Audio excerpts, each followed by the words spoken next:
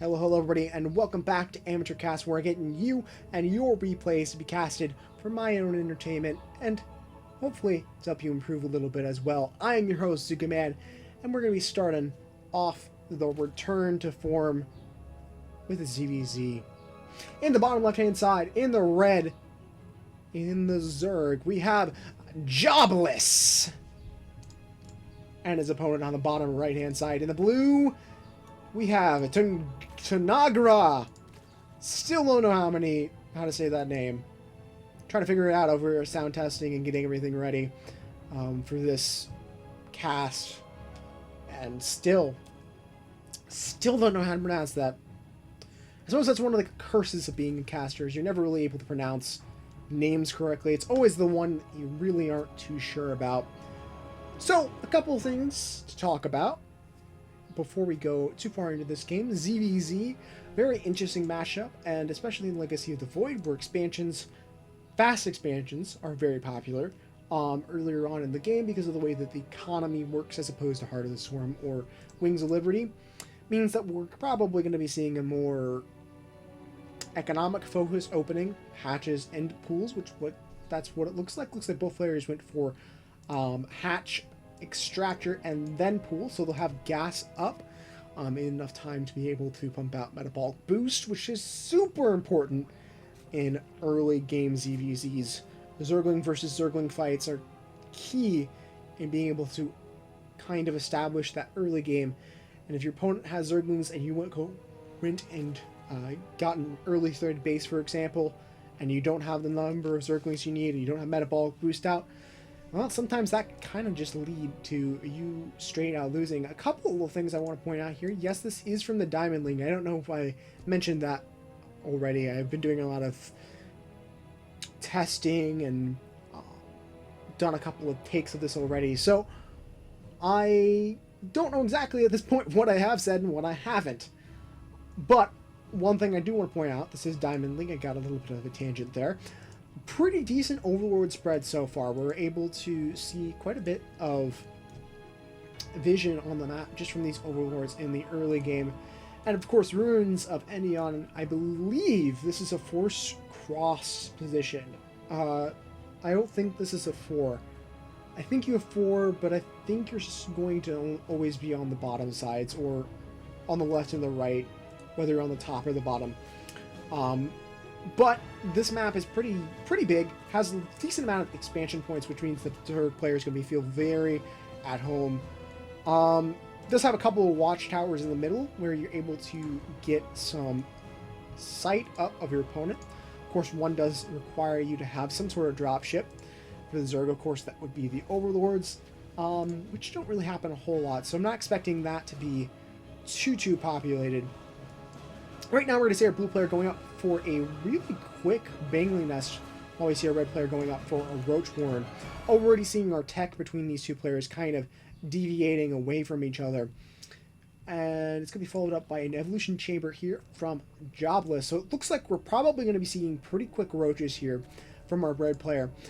My assumption is that this is maybe going to go into Hydras, or we could be seeing, if it gets long enough into the game, of course, Lurkers, which are very good for the Zerg and Legacy of the Void. I believe this could also be Ravagers, I believe, are what the upgrade to the Roaches are. But hold on to that thought. We're going to have a Zerging fight coming up here. Zerg player going to be getting into the other Zerg player's base, and I, of course, did not make any sense. Blue is in Red's base. Blue is taking out some Queen. Oh god, gets a Queen. Doesn't yet go for the mineral line. Instead, trying to go for the bust of his opponent. There are, of course, Roaches on the field. A couple of Banglings are going to get into that natural mineral line, and most of these drones are going to die, which is going to cause a little bit of grief to Jobless. That being said, Jobless, of course, did go for those Roaches, and he's going to be getting his missile attack weapons 1 on the way, so he should, in a little bit, have the advantage. He already has the tech advantage. Once that +1 gets onto the field, considering that his opponent hasn't even started his yet. I don't think he has even an evolution chamber yet, does he? That's not it. It's a T. No, there it is. Yeah, no evolution chamber up for blue. So that +1 is going to come in handy for Jobless. Of course, we're going to be seeing banglings coming up on the other side of the map for Tanagra, just as a little bit of an extra defense. Ravengers are on their way right about now, which is always good to see. Ravengers are really, really cool. Honestly, I think they're one of the coolest Zerg units that are out right now, besides Lurker, of course. I played StarCraft 1 back when I was younger. Lurkers are definitely one of the coolest Zerg units, but I think Ravengers are probably up there for the coolness factory. Lair is almost done here from our blue player, which is going to help him get to his tech a little bit faster. We do have a Bangling Nest coming up here from Jobless as well. Third base is on its way from our blue Zerg player. No yet attempts to be taken for a red player. So maybe that's going to be kind of the way for Tanagra to be able to get back into this. He's, of course, going for his own +1 and has Glower Constitution on its way. So Jobless is going to have a little bit of advantage as his +1 finishes up and he moves out, but in a little bit the blue player is going to be able to kind of fight back with that. Units are moving out across the map in the form of roaches and Ravengers. There are a couple of Zerglings and of course Banglings in front that are kind of sprinkled in case we're going to be seeing a lot of Zerglings in order to defend. But at this point, Tanagra is switching over into his own roaches. He just really doesn't have the numbers. Here comes an engagement out of these players. One Bangling is going to splash onto the others. A couple are going to splash onto the roaches rather ineffectively. A couple of Ravager shots are going to go off ineffectively onto the back line of the roaches. And now it's just kind of a roach versus roach fight. And in a roach versus roach fight, usually it's the person who has the more roaches that wins. That's just kind of math, guys. We're going to be seeing the Ravagers move up. Zerglings are going to cause a little bit of grief for those roaches who aren't really going to be able to get away as easily. And now Jobless is, of course, going to be pushing up into that natural expansion, which is going to cost him quite a bit of damage. He's going to lose a couple of drones in trying to pull and defend this. He might be able to hold this off, but even if he does, he's going to take a lot of economic damage, and that's going to put Jobless into a better position as far as his economy works. And right now, that's the last thing another blue player wants to have happen. But here we go. We're seeing a lot of units fall down. Tanagra would be more apt to let his units pull back up into his main base, get them all grouped together, and then try to push down, as opposed to letting them happen in kind of a piecemeal. Zerglings are getting up into that actual expansion. We're probably going to lose this hatchery. But Tanagra probably can be able to get back into this. He's his +1 finishing up. And his finish up, excuse me. So he might be able to defend against this, but he's going to take a lot of damage. That third base is going to be under a little bit of fire. A couple drones going to be going down there, but really he doesn't have many harvesters right now to really play with, so all of this damage is going to cost him quite a bit. Zerglings are going to be cleaned up right now. So, all in all, that could have been worse, and he held it pretty well. However, the one thing I kind of have to point out from Jobless is that he seemed to have gone more all-in with that attack and doesn't really have his own third base ready to go, which is going to kind of hurt him as this mid-game starts rolling on, and even to the late early game. Wow, that made a lot of sense. Late early game. But regardless, it seems like right now the economy is going to be going into our blue players' hand, and despite the damage done with the harvesters, he's producing 6 drones at a time, and that's... Honestly, he's going to start saturating up his units, or saturating up his mineral iron, saturating up his gas once again, and that will, well, that will pretty much put him ahead again. One thing to point out right now, a huge gas bank right now, which I guess is not too surprising considering that it's basically Roach, and Roach doesn't cost a lot of gas. Ravengers do, but it doesn't seem like he has a whole lot of minerals to kind of play with, I suppose. It seems like he's trying to get his economy back up. A couple spine crawlers at the front. Looks like Jobless might be wanting to move out once again. A couple of extra Ravengers are being morphed, I believe is the proper term here. Third base is going to finally come down from a red player. So if he can push up and possibly snipe this third hatch, possibly maybe even pressure the natural expansion, although it's going to be a little bit hard for him with these spine crawlers up. he should be able to get back into this as far as his economy is concerned. He does get a little bit of supply blocked here, which is going to cause a little bit of trouble. But with the units pushing on into the natural expansion, that's going to be less of an issue. But here comes the fight coming up right now. Jobless is going to have his units a little bit split up. Didn't really have the proper concave that he needed to. And the Ravengers just kind of get tore up. But that doesn't really matter because he's letting his roaches sit in the middle of those Ravager shots, which is not something you want to have happen. A couple of spine crawlers are up at that third base, and the concave is going to go back into Tangara's favor, but there are just too many roaches coming out on the field, and Jobless has 28 additional Zerglings on the way to be able to help out this force. A couple of extra Ravengers on its way. I would even say for right now, Jobless could probably afford to drop down a fourth base. He has his opponent contained into 3 bases, and it's forcing him to produce units. Plus 2 missile attack upgrades are on the way for a blue player, which might be a kind of deciding factor in the battles to come if Jobless does not try to push in here. He does have those Zerglings in his army now, so he needs to try to push in and get some damage done, because the longer that he waits, the more time that his opponent has to prepare. But here comes the attack. It's going to be going into that natural expansion. Roaches are going to be coming from the side, but Jobless is pushing his units back, taking a lot of actually unneeded damage and pushing that back, and the roaches of our blue player are going to get a really nice concave, pushing up onto Jobless and getting a lot of damage done. They are going to be able to mop up this force, and if I was Tangara, I would want to move out across the map and at the very least pressure my opponent. He probably at this point could even get his opponent's natural expansion.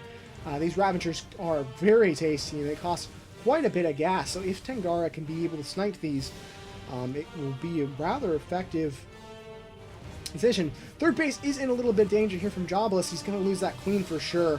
Hatchery is in quite a bit of danger going down here.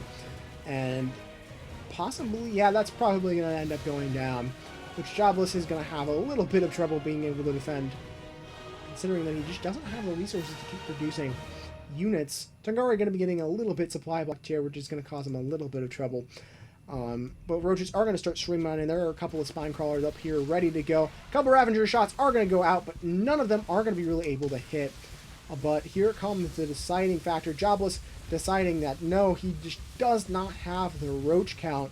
Tangara is going to be able to push in, going to get through the spine crawlers, and well, that's pretty much it, folks. They're not really going to be able to do anything here. There's just too many roaches on the field and too many on the way for Jobless to be able to take care of. So a few quick things here to point out, as I like to always look over at what our opponents have done and what they could have done better so that they and you can learn a little bit for next time. So let's start with Jobless, and I think the big thing for Jobless was that his third base was extremely late, which caused him to have less production, because of course Zerg's production comes from the hatchery. He has less production, less resource gathering, and really those two things are super duper important in ZVZ, and being able to establish advantages in any mirror matchup, but especially in ZVZ, and especially with how quickly the game goes in Legacy of the Void, it is very important to, as long as your opponent is expanding, so if they're going for a third base, you need to go for a third base too, or you need to stop that third base. You can't afford to take a late third base because it causes quite a bit of economic damage to you, and at the end of the day, that's going to cause a lot of trouble. And as we saw here, Jobless, not going to be really able to recover. From Tangara, one big thing I'd like to point out, he did play fairly well, but I'd like to see another base be in the works. He has the bank to be able to afford it. I'd love to see him, as he's pushing out, drop down an extra hatchery. Even maybe a macro hatchery could work as far as that's concerned, but he needs more production. And going for the fourth base and establishing economy, again, especially in mirror matchups, is super important, because the more economy that you have against your opponent, the more bases that you have against your opponent, the harder it is for your opponent to really be able to come back. And if you just continue to attack them and especially with Zerg, being able to continue with the roach pressure and cause your opponent to not be able to take their expansions, well, then they just kind of sort of lose. That's kind of the long and short of it. That is pretty much it. I'd love to see a couple of extra macro hatches as well. I think that probably could have been quite helpful, and making sure that you keep up on your overlords. There was a time that both players had a little bit of supply block, but that can be extremely hard to keep track of in the middle of a long drawn out battle. Anyway, a few things I want to kind of talk about, a few announcements I want to go over before I sign off for this video, folks. Yes, I am back. Yes, I'm going to try to get a couple more replays out. And now that as you can obviously see, I've got a better upgraded computer. I've done a couple things to get that taken care of. So now I can actually stream and record in a fairly decent amount of quality, at least higher in the visual quality than I was before. Not, the casting needs work, but I'm a bit rusty after all. But besides that, keep looking out. This replay did come from Cast It, so if you're looking to get into casting, or if you have replays that you would like to get casted, you can go check that out as well, or you can email them to me at ZookaMan900@gmail.com if you want me to look at a replay or look at a cast that you did. Besides that, I don't think there is anything else. So thank you for the players who submitted this, and it's really good to kind of get back into casting. And yeah. Alright, folks. So, this has been ZookaMan. I hope you enjoyed. If you liked this video, please like, comment, subscribe, and share. And as always, this has been ZookaMan. Thank you guys for watching, and we'll see you next time.